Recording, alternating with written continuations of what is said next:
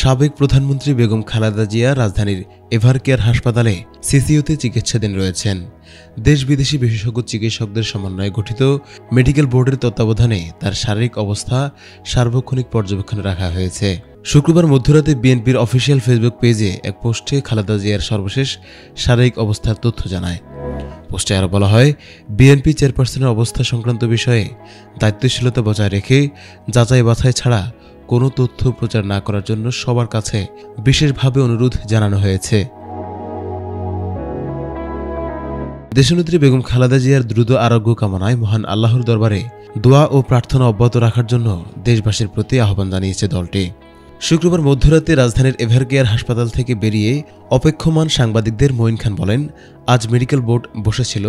Board তার সর্বশেষ অবস্থা পর্যালোচনা করছে এবং যা যা করা দরকার তারা তা ব্যবস্থা গ্রহণ করছে।